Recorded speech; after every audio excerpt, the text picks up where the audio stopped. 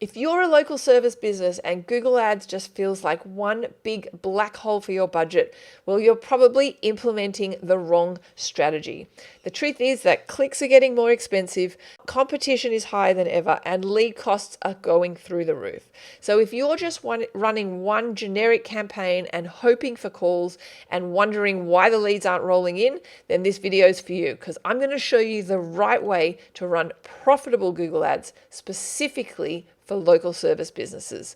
Whether you're a plumber, a roofer, HVAC, a cleaning company, dental practice, this is the framework that works right now. Before we dive in, make sure you download our Google Ad Gotcha Guide. This contains a list of all the sneaky default settings or recommended settings that I have called Google Gotchas that are embedded in the Google Ad system, really designed for you to spend more money for little results. So I'll put a link in the description. Make sure you download it so you don't fall for these money wasting traps.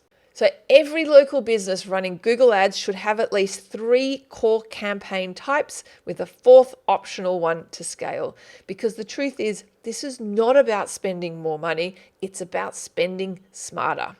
So the first campaign type is a bottom of funnel campaign. Most service businesses waste money on really vague and broad keywords like air conditioning or leaky faucet. So bottom of funnel campaigns target really high intent search terms like emergency plumber near me, AC repair today, or dentist near me. These people are ready, phone in hand, ready to book right now. So really there are 3 essential elements to getting these people to call you, which you need to implement. In fact, we recently ran a bottom of funnel campaign for a local dental practice and booked over 80 calls in just 30 days, purely by focusing on urgent, service-ready keywords. So build campaigns around these specific types of keywords using phrase and exact match. And to get people to call, make sure you do these 3 things. The first is to enable call extensions, which is the call button in the ad itself. Have mobile-friendly booking pages so people can book appointments out of office hours. And third, connect your Google profile to your ad account so you can have an ad in the Google Maps. So many business owners do not do this, and it is low-hanging fruit. Now, the truth is you can actually have more than one bottom of funnel campaign in your ad account. And more often than not, we do this as well. And we really do this for really 3 different reasons. We might have multiple bottom of funnel campaigns due to different location targeting for certain keywords, and location targeting is assigned at a campaign level. We might do this because we want different budgets for different keywords. And the third possible reason, because we want to bid differently for these different keywords. So you can have as many bottom of funnel campaigns in your ad account as you want. So build them out in your ad account and make sure you're capturing that high intent traffic. The second step is to bring back these warm website visitors with a retargeting campaign. Because the truth is, not everyone is going to book an appointment on their first visit to your website. This is particularly true for higher ticket or non-emergency services. So a retargeting campaign will enable you to follow up with these warm website visitors, bringing them back to your site and urging them to take the next step. So for example, a roofing company we worked with recently ran a display campaign and on Google and on Facebook showing photos of completed jobs and limited time offers. And that campaign recovered over 20 leads per month at just under $3 a click. And let me tell you, in the roofing industry, that is a bargain. So you can use a display campaign or a YouTube retargeting campaign to keep your brand top of mind.